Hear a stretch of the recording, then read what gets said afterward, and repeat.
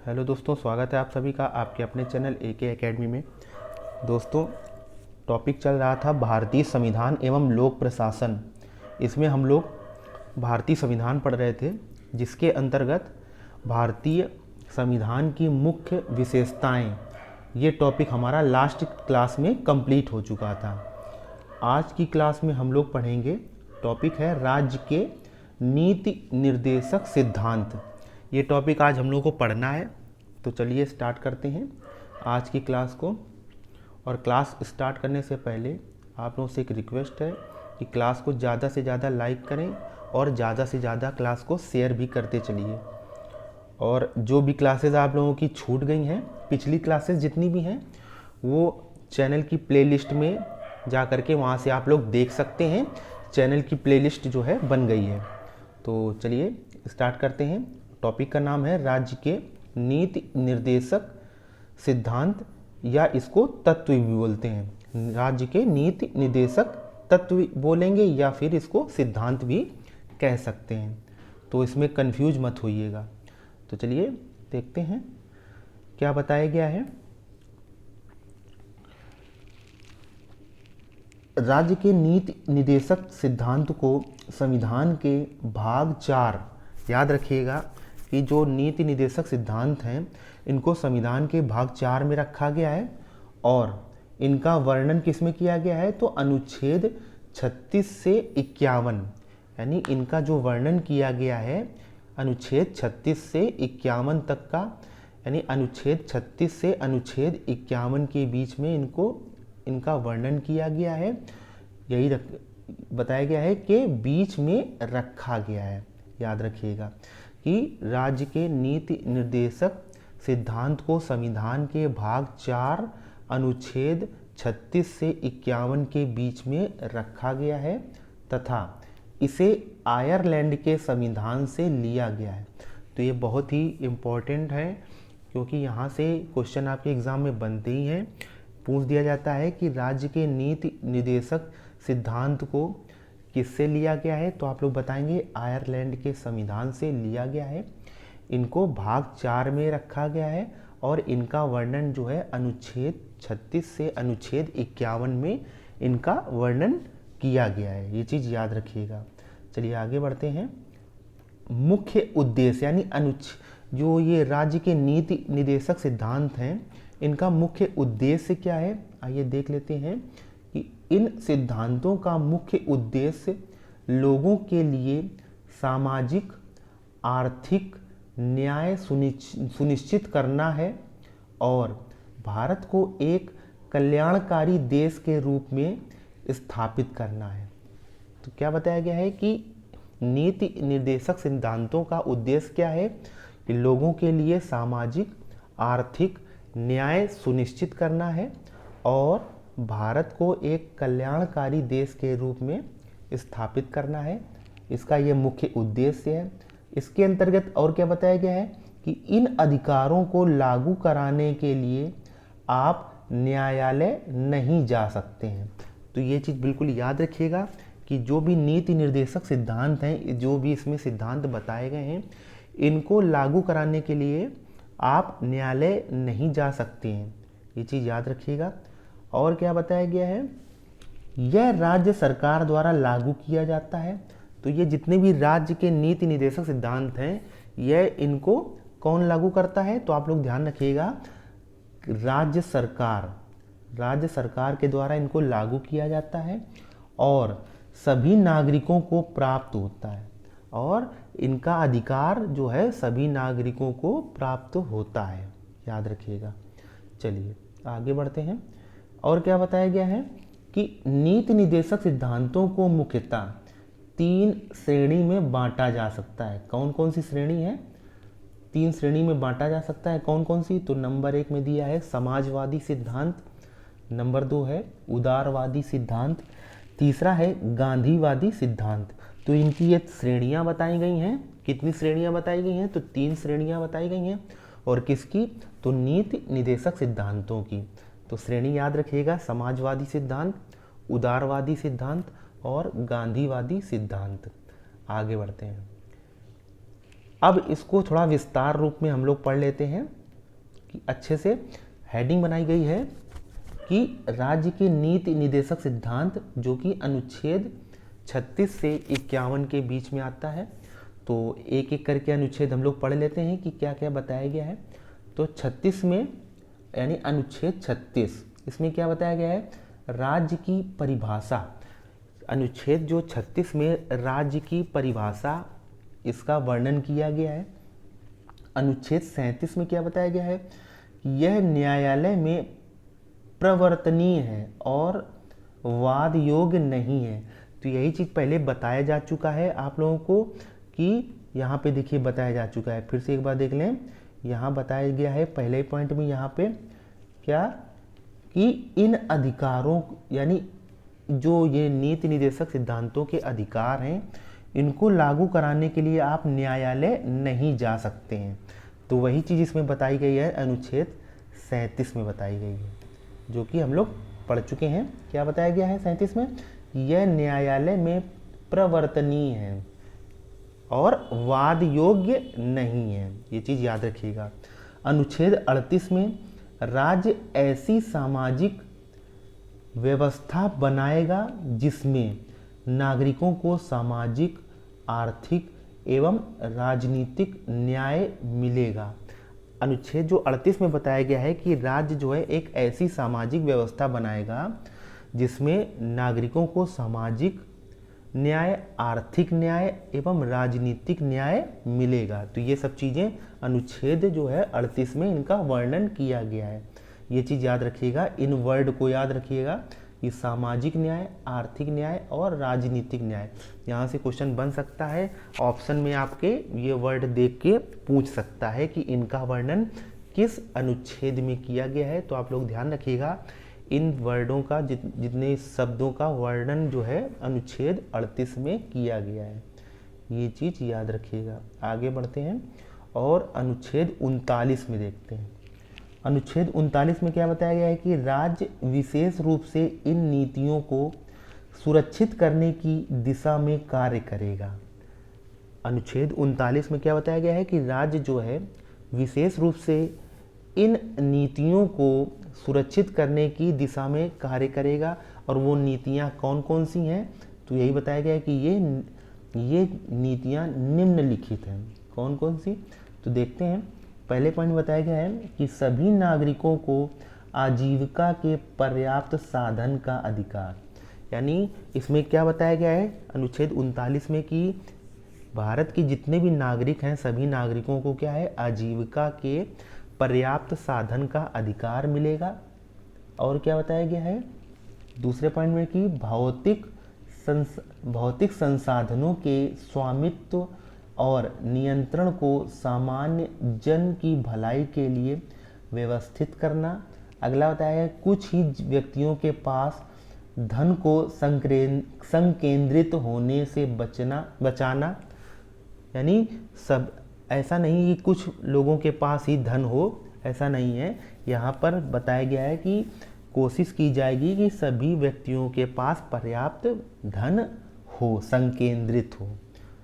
अगला बताया गया है कि पुरुषों और महिलाओं दोनों को समान कार्य के लिए समान वेतन।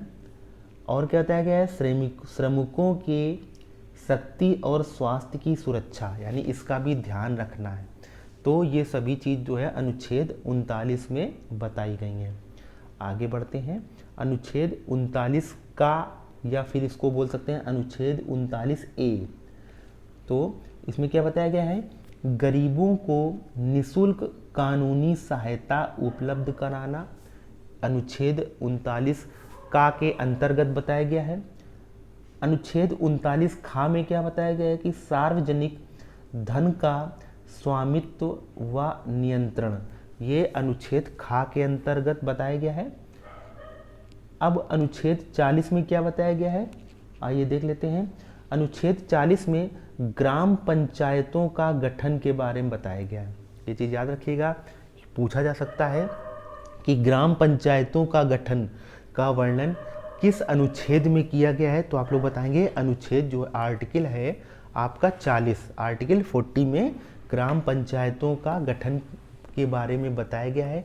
तो इसमें कौन कौन से, तो आप लोग बताएंगे ग्रामीण क्षेत्र जिसको पंचायती राज भी बोलते हैं, और इसका जो गठन कब किया गया था, तो 73वां संविधान संशोधन के तहत इसका गठन किया गया था। किसका? ग्रामीण क्षेत्र यानी पंचायती राज का। तो ये बहुत ही इंपॉर्टेंट है, इसको याद रखिएगा। पंचायती राज का गठन जो है 73वें संविधान संशोधन के तहत किया गया था। अगला देखते हैं इसमें शहरी क्षेत्र जिसको नगर पालिका बताया गया है, इसका गठन कब किया गया, तो 74वां संविधान संशोधन, इसके तहत इसका गठन किया गया। तो यहाँ से क्वेश्चन बहुत बनते हैं और इनको याद रखिएगा कि अनुच्छेद 40 के अंतर्गत ग्राम पंचायतों का गठन किया गया है, और इसमें क्या है कि ग्रामीण क्षेत्र यानी पंचायती राज का गठन 73वें संविधान संशोधन के तहत किया गया है, और शहरी क्षेत्र यानी नगर पालिका का गठन जो है 74वें संविधान संशोधन के तहत किया गया है। तो यहाँ से क्वेश्चन बहुत ही बनते हैं, इसको याद रखिएगा। आगे बढ़ते हैं और अनुच्छेद 41, अनुच्छेद 41 में देखते हैं। आर्टिकल जो 41 में क्या बताया गया है कि कुछ स्थितियों में लोक सहायता, काम व शिक्षा पाने का अधिकार, जैसे विकलांगता पेंशन, वृद्धा पेंशन इत्यादि, ये अनुच्छेद 41 में बताया गया है। अनुच्छेद 42 में क्या बताया गया है कि काम का न्यायपूर्ण व मानवता अनुकूल दशाओं का तथा मातृत्व सहायता का प्रावधान अनुच्छेद 42 में बताया गया है कि काम का जो न्यायपूर्ण व मानवता अनुकूल दशाओं का तथा मातृत्व सहायता का प्रावधान इसमें अनुच्छेद 42 में बताया गया है। तो ये चीज़ याद रखिएगा। अनुच्छेद 43 में क्या बताया गया है, इसमें देखते हैं कि कृषि व उद्योगों में लगे हुए सभी मजदूरों को अपने जीवन निर्वाह के लिए पर्याप्त वेतन मिले ताकि उनका जीवन स्तर ऊपर उठे। तो इसमें ये क्या बताया गया है कि अनुच्छेद 43 में बताया गया है कि कृषि व उद्योगों में जितने भी मजदूर लगे हैं, मजदूरों को अपने जीवन निर्वाह के लिए पर्याप्त वेतन मिले ताकि वह अपने जीवन स्तर से ऊपर उठ सकें। ये इसका वर्णन जो है अनुच्छेद 43 में किया गया है। और क्या बताया गया है कि मनरेगा के तहत क्या कि राज्य के इसी संवैधानिक लक्ष्य की पूर्ति के लिए चलाया गया कुटीर उद्योग को बढ़ावा देने के लिए। यानी जो मनरेगा है इसको क्यों चलाया गया कि कुटीर उद्योग को बढ़ावा देने के लिए राज्य के इसी संवैधानिक लक्ष्य की पूर्ति के लिए चलाया गया। क्या चलाया गया? मनरेगा। तो याद रखिएगा, इसका वर्णन सभी जो है 43 में किया गया है, अनुच्छेद 43 में। अब बात करें अनुच्छेद 43A या अनुच्छेद 43 का में क्या बताया गया है कि उद्योगों के प्रबंधन में श्रमिकों की भागीदारी सुनिश्चित करने के लिए राज्य कदम उठाएगा। यह अनुच्छेद 43A में इसको बताया गया है। आगे बढ़ते हैं। अनुच्छेद 43 खा या 43B, इसमें क्या बताया गया है कि सहकारी समितियों को बढ़ावा देना।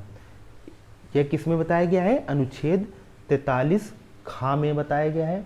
अगला अनुच्छेद 44 में क्या बताया गया है कि नागरिकों के लिए एक समान सिविल संहिता, यानी नागरिकों को एक समान समझा जाए, वह किसी भी जाति या धर्म के हों लेकिन उनको समान ही समझा जाए। तो वही बताया गया है अनुच्छेद 44 में कि नागरिकों के लिए एक समान सिविल संहिता, मतलब कोई भी धर्म या कोई भी जाति के हों लेकिन सभी मनुष्यों को, सभी जितने भी नागरिक हैं उनको समान समझा जाए। अनुच्छेद 45 में क्या बताया गया कि बच्चों को 6 वर्ष की आयु पूरी करने तक प्रारंभिक बाल्यावस्था देखभाल और शिक्षा प्रदान करना। यह जो है अनुच्छेद 45 में इसका वर्णन किया गया है, इसको बताया गया है। आगे बढ़ते हैं। अब जरा बात करें कि जो 86वां यानी 86 नंबर का संशोधन हुआ था 2002 में, उसमें क्या किया गया था कि इस संशोधन अधिनियम द्वारा देश के 6 से 14 वर्ष तक के बच्चों के लिए अनिवार्य एवं निःशुल्क शिक्षा को मौलिक अधिकार के रूप में मान्यता देने संबंधी प्रावधान किया गया। इसे अनुच्छेद 21A के अंतर्गत जोड़ा गया है। क्या जोड़ा गया है कि इस संशोधन में जो 86वां हमारा संशोधन हुआ था 2002 में, इसमें क्या संशोधन किया गया कि 6 से 14 वर्ष तक के जितने भी बच्चे हैं उनको अनिवार्य एवं निःशुल्क शिक्षा देने का प्रावधान किया गया। और इस संशोधन को जो है अनुच्छेद 21 में जोड़ा गया और क्या बना दिया गया 21A यानी 21 का में इसका वर्णन किया गया। किसका कि 6 से 14 साल तक के जितने भी बच्चे हैं उनको निःशुल्क और अनिवार्य शिक्षा देने का प्रावधान किया गया। तो ये चीज़ याद रखिएगा, इसका वर्णन किस में किया गया है तो अनुच्छेद 21A में किया गया है। यह संशोधन 86वां संशोधन था, 2002 में किया गया था। आगे बढ़ते हैं और हमारा अनुच्छेद नंबर कौन सा है तो आर्टिकल नंबर 46 में क्या बताया गया है कि राज्य समाज के कमजोर वर्गों विशेषकर अनुसूचित जातियों, अनुसूचित जनजातियों और अन्य कमजोर वर्गों के लिए शैक्षिक और आर्थिक हितों को बढ़ावा देगा। यानी ये चीज़ जो है अनुच्छेद 46 में इसका वर्णन किया गया है। अनुच्छेद 47 में क्या बताया गया है कि लोगों के जीवन स्तर में सुधार, पोषाहारों को बढ़ावा, शराब पर प्रतिबंध और नशीली दवाओं पर प्रतिबंध, यह जो है किस में बताया गया है तो अनुच्छेद 47 में यह बताया गया है। और ये आप लोगों को याद हो जाएगा क्योंकि इसमें प्रतिबंध के बारे में बताया गया है, जैसे कि शराब वगैरह है और नशीली दवाओं के लिए इसमें प्रतिबंध की बात कही गई है अनुच्छेद 47 में। तो ये चीज़ याद हो जाएगी। अनुच्छेद 48 में क्या बताया गया है कि राज्य कृषि व पशुपालन के संगठन को वैज्ञानिक तरीके से बढ़ावा देना। यह 48 में यानी अनुच्छेद 48 में यह बताया गया है क्या कि राज्य में कृषि व पशुपालन के संगठन को वैज्ञानिक तरीके से बढ़ावा देना, यह अनुच्छेद 48 में बताया गया है। और ये पेट के सिलेबस में आपके दिया हुआ है, जितने भी ये राज्य के नीति निर्देशक सिद्धांत हैं, तो ये पेट के हिसाब से ही नहीं, ये आपके हर एग्ज़ाम में के लिए बहुत ही इम्पॉर्टेंट है, चाहे वो एसएससी का एग्ज़ाम हो या आपका रेलवे का एग्ज़ाम हो, कोई भी एग्ज़ाम हो, सभी के लिए ये बहुत ही इम्पॉर्टेंट है। तो आप अगर इसको पढ़ लेंगे तो आपका एक टॉपिक कंप्लीट हो जाएगा, जो कि हर एग्ज़ाम में पूछा जाता है, यहाँ से क्वेश्चन बनते ही बनते हैं। अगला है अनुच्छेद 48 का, इसमें क्या बताया गया है कि वन्य जीव एवं पर्यावरण संरक्षण, इसका जो वर्णन किसमें किया गया है अनुच्छेद 48 का या अनुच्छेद 48A में। अगला है अनुच्छेद 49 में क्या बताया गया है कि अनुच्छेद 49 में राष्ट्रीय स्मारकों की सुरक्षा, जितने भी हमारे राष्ट्रीय धरोहर हैं, जितने भी स्मारक हैं, इनकी सुरक्षा के बारे में जो वर्णन किया गया है अनुच्छेद 49 में बताया गया है कि इनकी सुरक्षा कैसे करनी है, जितने भी हमारे राष्ट्रीय स्मारक हैं। आगे बढ़ेंगे अनुच्छेद 50 में क्या बताया गया है कार्यपालिका व न्यायपालिका दोनों का विभाजन। यानी अनुच्छेद 50 में जो है कार्यपालिका व न्यायपालिका के विभाजन की बात बताई गई है, किसमें अनुच्छेद 50 में बताई गई। अनुच्छेद 51 में क्या बताया गया है अंतर्राष्ट्रीय शांति और सुरक्षा। अनुच्छेद 51 में अंतर्राष्ट्रीय शांति और सुरक्षा के बारे में बताया गया है, तो ये चीज़ याद रखिएगा। आगे बढ़ते हैं। आगे बताया गया है कि राज्य के नीति निर्देशक तत्व में संशोधन, राज्य के नीति निर्देशक तत्वों में संशोधन जो किया गया है वो क्या क्या किया गया है, तो आइए देख लेते हैं। तो इम्पॉर्टेंट, बहुत ही इम्पॉर्टेंट है, ये हमेशा पूछा जाता है कि 42वां संविधान संशोधन यह कब किया गया, तो 1976 में किया गया। ये चीज़ याद रखिएगा, यहीं से एक क्वेश्चन नंबर 1 नंबर का क्वेश्चन बन जाता है कि 42वां संविधान संशोधन जो है यह किस वर्ष किया गया, तो 1976 में किया गया। इसमें क्या बताया गया, इसमें नए निर्देश जोड़कर संविधान के भाग 4 में कुछ बदलाव किए गए। कौन कौन से आर्टिकल नए जोड़े गए, तो वही बताया गया है। जैसे कि अनुच्छेद 39 में जो है अनुच्छेद 39 का जोड़ा गया, यानी अनुच्छेद 39 ए जोड़ा गया है। अनुच्छेद 39 में क्या क्या जोड़ा गया है, तो देखते हैं। अनुच्छेद 39 में अनुच्छेद 39 ए जोड़ा गया है और इसमें क्या बताया गया कि गरीबों को निःशुल्क कानूनी सहायता प्रदान करना।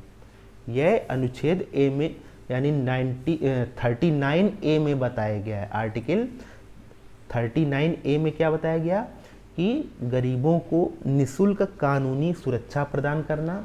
ऐसे ही और क्या संशोधन किया गया, 42वें संविधान संशोधन के तहत अनुच्छेद 43 में अनुच्छेद 43 ए जोड़ा गया और इसमें बताया गया उद्योगों के प्रबंधन में श्रमिकों की भागीदारी। यह जो है अनुच्छेद 43 ए में बताया गया।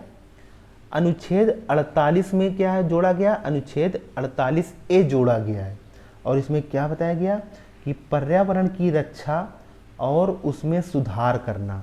यह अनुच्छेद 48 ए में इसका वर्णन किया गया है। अनुच्छेद 350 में अनुच्छेद 350 ए जोड़ा गया।